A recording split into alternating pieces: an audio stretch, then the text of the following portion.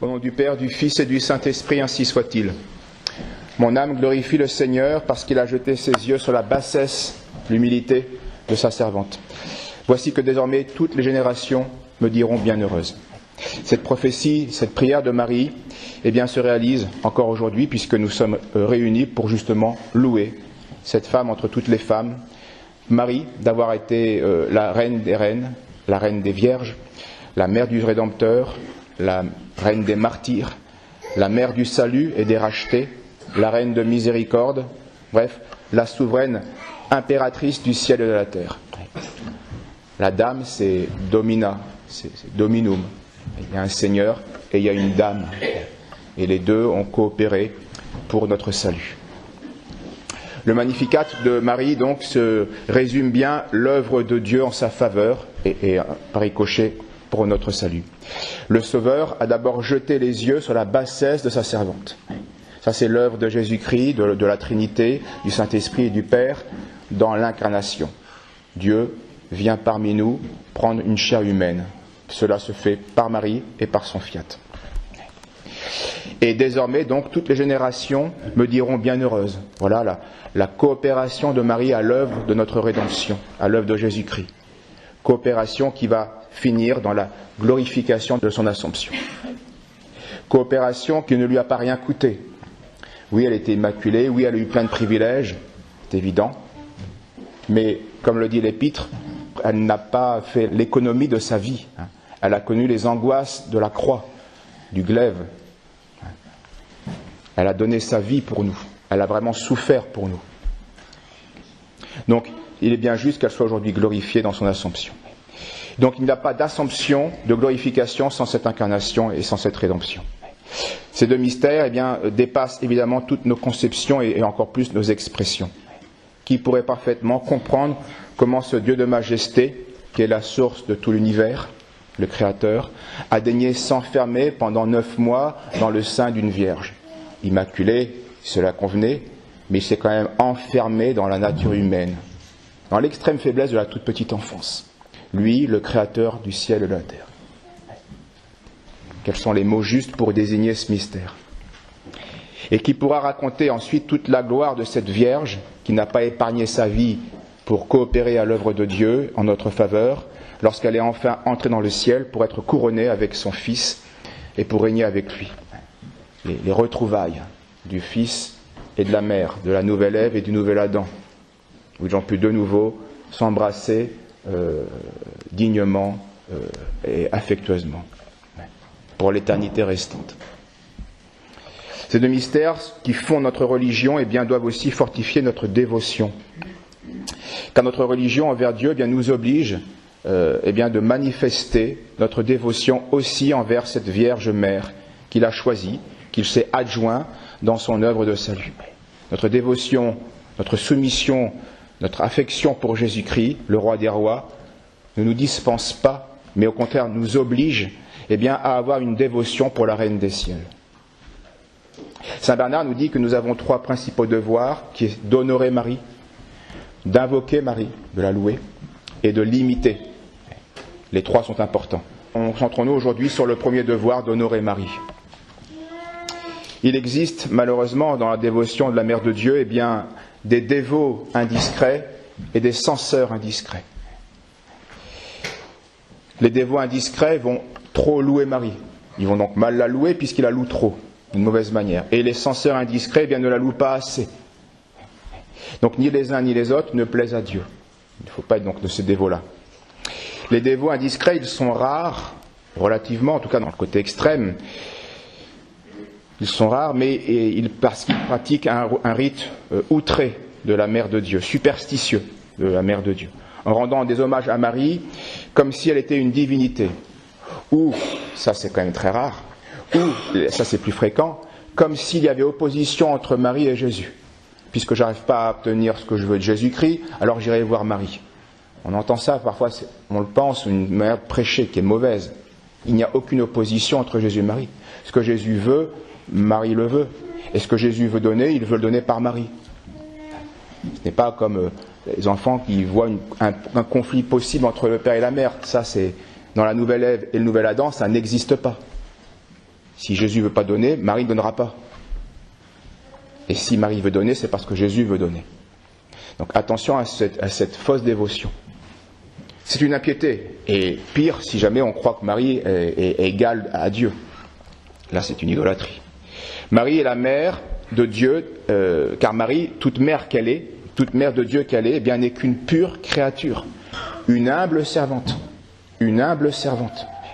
Un catholique ne peut pas et ne veut pas d'un culte idolâtre, ni pour les saints et ni pour la mère de Dieu. Nos autels, où nous offrons le sacrifice, sont dédiés uniquement, exclusivement, consacrés à Dieu et à Dieu seul. Les saints et plus encore Marie ne sont donc loués et priés que parce qu'ils ont été choisis par Dieu, sanctifiés par Dieu, glorifiés par Dieu. Notre dévotion passe par eux, mais ne s'arrête pas à eux. Car eux-mêmes d'ailleurs font l'aveu de leur bassesse et de leur néant. Tous les saints confessent leur néant. Sans Dieu, nous ne sommes rien, disent les saints. Et Marie dit la même chose. Il a jeté ses yeux sur moi, sur la bassesse de sa servante. Donc gloire à Dieu seul. Alors dans ce cas, pourquoi honorer Marie et les saints ? Eh bien pour remercier et glorifier Dieu dans ses œuvres, dans ses dons donnés aux hommes à travers ses serviteurs et surtout à travers sa servante, la bienheureuse Vierge Marie. Donc, par amour, par gratitude envers Dieu, nous devons honorer Marie, mais pour que ce culte soit juste, eh bien il doit être inférieur à celui de Dieu, mais supérieur à tout ce qui n'est pas Dieu. Voilà où se place Marie. En dessous de Dieu, mais au-dessus de tout ce qui n'est pas Dieu. Donc malheur à celui qui confondrait Marie avec Dieu, mais aussi malheur à celui qui ne rendrait pas les hommages particuliers qui sont dus à la Mère de Dieu, c'est-à-dire au-dessus de tous les saints. Et c'est là malheureusement ce que font les censeurs indiscrets. Ils ne vont pas trop honorer Marie, mais ils vont ne plus assez honorer Marie.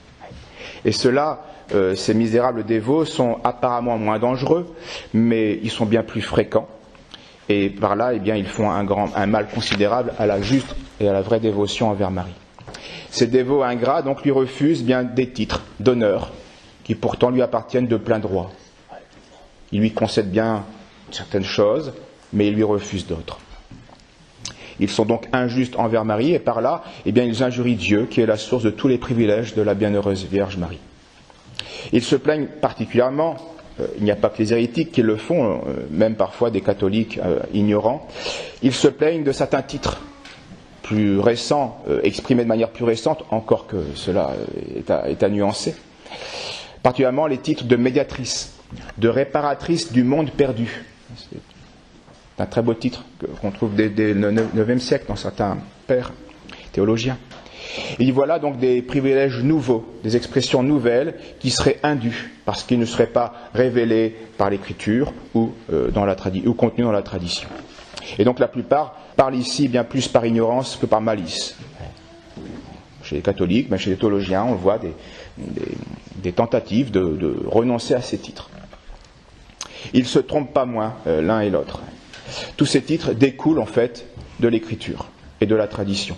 Tous ces titres ne sont qu'une conséquence ultime du premier de ces titres qui a été canonisé, révélé évidemment, mais aussi canonisé au style de Chalcédoine, au 5e siècle, pour réfuter le patriarche Nestorius de Constantinople,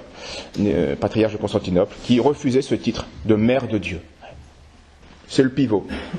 Tous les autres titres se ramènent à cette mission de la Vierge Marie, la mère de Dieu. Si elle est Immaculée Conception, c'est parce qu'elle devait être la mère de Dieu. Si elle a été martyre au calvaire, c'est parce qu'elle a été comme mission d'être mère des rachetés, mère du salut. La glorification, tout se ramène. On pourrait faire des pages et des pages d'explications pour montrer comment en effet cela est bien contenu dans l'Écriture, dans sa mission et dans sa vocation de mère de Dieu.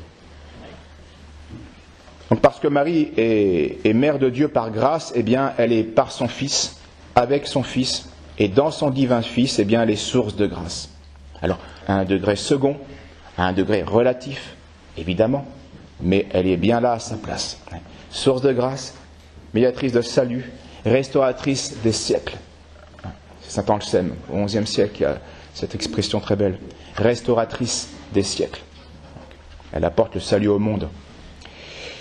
Donc sans être encore des dogmes, en effet, tous ces titres ne sont pas des dogmes au sens strict, mais ce sont en tout cas des titres qui ont été professés tout au long de la liturgie, dans les premiers siècles, puis par les pères, et puis par les théologiens et les docteurs de l'Église. Quand l'Écriture nous parle de Jésus-Christ comme de l'unique médiateur de notre rédemption, eh bien, il nous montre aussi que cet unique médiateur a voulu s'adjoindre une co-médiatrice d'intercession, qui est Marie. On le voit, Marie, dans les Écritures, à toutes les places clés de notre rédemption. Elle est à Cana le jour du premier miracle. Elle est aussi donc au début de sa mission. Elle est à la fin de sa mission, au Golgotha. Elle est ensuite au début de l'Église, au principe même de l'Église, au Cénacle, le jour de la Pentecôte. Et parmi les serviteurs et les coopérateurs du Christ, eh bien Marie tient la première place, en excellence. Elle n'est pas dans la place hiérarchique du ministère, elle est dans un autre, elle transcende cette hiérarchie et ce ministère des apôtres, des prêtres. Et la première place de co-médiatrice. C'est important à comprendre parce que toute la création n'est qu'une comédiation. Les parents sont des comédiateurs. Dieu se sert d'eux pour donner la vie. Ils auraient pu ne pas s'en servir. Ils se servent d'eux naturellement pour donner la vie naturelle. Eh bien, Dieu se sert constamment des uns et des autres où nous avons une comédiation, où la grâce de Dieu passe par nous pour faire tel ou tel bien, naturel ou surnaturel. Eh bien, Marie est à ce niveau-là, à un degré excellent. Elle est la comédiatrice à la source où tout dérive. Nous ne sommes qu'à une partie de la dérivation. Marie est à la source parce qu'elle est juste derrière Jésus. Et donc tout passera par elle aussi. Secondairement, mais tout passe tout par elle. On dit que Marie est la toute-puissance suppliante, alors que Jésus est la toute-puissance agissante. Si Jésus-Christ, donc seul, a racheté le monde par son sang, Marie a formé de sa substance ce sang répandu. Et elle l'a offerte elle-même en union avec son Fils. Elle est là. La croix, pour elle, elle est là. Elle a offert son Fils en sacrifice. Elle a voulu sa mort comme Jésus a voulu sa propre mort. Et c'est pourquoi toute l'Église est fondée de la qualifier de médiatrice, de réparatrice des hommes, des siècles. Elle n'est pas restée passive dans l'œuvre de notre salut. Ni au début, à l'Annonciation, où elle dit fiat, elle s'engage définitivement, et puis ni au calvaire, où par le glaive qui transperce son cœur, qui la déchire, qui détruit sa vie naturelle, là encore, elle achève son fiat. Elle est la reine des martyrs. Pour clore le sujet, donc, il suffit de penser que voilà des siècles que l'Église catholique chante dans le Salve Regina, cet hymne à Marie, ces termes, vita, dulcedo, spes nostra, salve. C'est des termes divins attribués à Marie, de manière secondaire, en tant que comédiatrice. Notre vie, c'est qui notre vie? C'est Dieu seul. Oui, mais Marie l'est aussi par son intermédiaire. Marie, notre vie, après Dieu et avec Jésus-Christ. Notre consolation, c'est qui? C'est Dieu. Mais Marie est aussi notre consolation, après Dieu, avec Jésus-Christ. Nous n'avons qu'une seule espérance, notre Seigneur. Oui, mais Marie l'est aussi avec Dieu, après Dieu et avec Jésus-Christ. Alors, ravivons notre dévotion à la Mère de Dieu, qui est aussi notre mère, d'autant plus en cette fête, évidemment. Aujourd'hui, glorifiée, en recevant la récompense de ses mérites, elle n'a rien perdu de ses droits. Et si son Fils adorable, qu'elle portait en son sein, a fait pour elle des miracles sur terre, eh bien, que lui refusera-t-il dans le ciel? Mon âme glorifie le Seigneur parce qu'il a jeté ses yeux sur la bassesse de sa servante. Voici que désormais toutes les générations me diront bienheureuse. Réjouissons-nous de la gloire de notre mère. Oui, réjouissons-nous. C'est juste, c'est digne et cela est plaisant au ciel. Alors prions-la en ce jour, mais tous les jours. Et là, faisons un examen de conscience. Quelle part de dévotion donnons-nous tous les jours à notre mère du ciel? Alors elle peut être plus ou moins grande, mais ce qui serait grave, c'est qu'il n'y ait aucune part. c'est que l'on puisse se coucher pour faire notre nuit sans avoir même honoré une seule fois explicitement notre Mère de Dieu.